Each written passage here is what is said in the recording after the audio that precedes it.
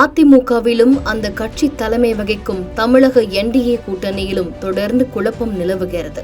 பாஜகவுக்கு கடந்த மக்களவைத் தேர்தலில் பக்கபலமாக இருந்த ஓபிஎஸ், டிடிவி எடப்பாடியால் கடும் அதிருப்தியில் உள்ளனர். இந்த நிலையில் அமித்ஷா, மோடி வருகையை முன்னிட்டு கூட்டணி கட்சி தலைவர்களை ஒரே மேடையில் ஏற்ற நயினார் நாகேந்திரன் திட்டமிட்டு உள்ளார். ஓ பன்னீர்செல்வத்திற்கு எடப்பாடி ஓகே சொன்ன நிலையில் டிடிவி தினகரனை கூட்டணியில் சேர்க்க முடியாது என திட்டவட்டமாக கூறியதாக சொல்லப்படுகிறது. 2026 தேர்தலை ஒட்டி தமிழகத்தில் உள்ள பிரதான கட்சிகள் பிரச்சாரத்தில் ஈடுபட்டு வருகின்றன. ஓரணியில் தமிழ்நாடு இயக்கத்தை திமுக முன்னெடுத்து பொதுக்கூட்டம், மாநாடு என தீவிரமாக செயலாற்றி வருகிறது. இதேபோல அதிமுக பொதுச் செயலாளர் எடப்பாடி பழனிசாமி கிட்டத்தட்ட பாதி சட்டமன்ற தொகுதிகளில் தேர்தல் பிரச்சாரத்தை முடித்துவிட்டார். தவேக விஜய், பாமக அன்புமணி, தேமுதிக பிரேமலதா விஜயகாந்த் உள்ளிட்டோரும் தமிழ்நாடு முழுவதும் சுற்றுப்பயணம் மேற்கொண்டு வருகின்றனர். இந்த நிலையில் மிகப்பெரிய கூட்டணி பலத்துடன் திமுக இருக்கும் நிலையில் அதற்கு எதிராக பலமான கூட்டணியை அமைக்க அதிமுக முயற்சித்து வருகிறது. ஆனால் உட்கட்சி விவகாரம், கூட்டணி குழப்பங்களால் அது முடியவில்லை. பாஜகவுடன் கூட்டணியில் இருந்த டிடிவி தினகரன், ஓபிஎஸ் ஆகியோர் தற்பொழுது வெளியேறியிருக்கின்றனர். தற்பொழுதைக்கு அதிமுக பாஜக கூட்டணியில் தமிழ் மாநில காங்கிரஸ் உள்ளிட்ட சிறிய கட்சிகள் மட்டுமே இருக்கின்றன. மேலும் தேமுதிக, பாமக உள்ளிட்ட கட்சிகளையும் கூட்டணிக்கு அழைத்து வர பேச்சுவார்த்தை நடக்கிறது. பாமகவை பொறுத்தவரை அதிமுக கூட்டணியில் இணைவதற்கான சாத்திய கூறுகள் அதிகம் இருக்கின்றன. ஆனால் தேமுதிகவின் நிலைப்பாடு எதுவென்றே தெரியவில்லை.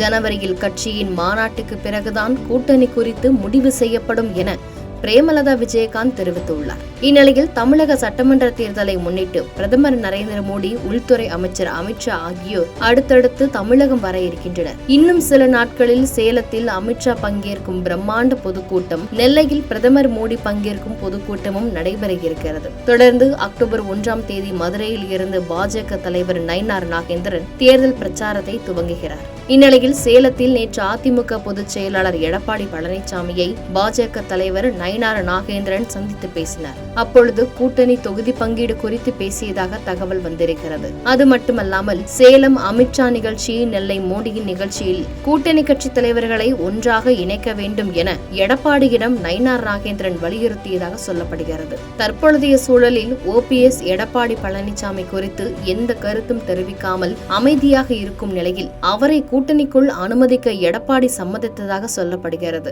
ஆனால் தன்னை குறித்து பழைய விஷயங்களை பேசி வரும் டிடிவி தினகரனை கூட்டணிக்குள் அனுமதிக்கவே முடியாது என எடப்பாடி திட்டவட்டமாக தெரிவித்துவிட்டார் என்கின்றனர் பாஜக வட்டாரத்தினர்.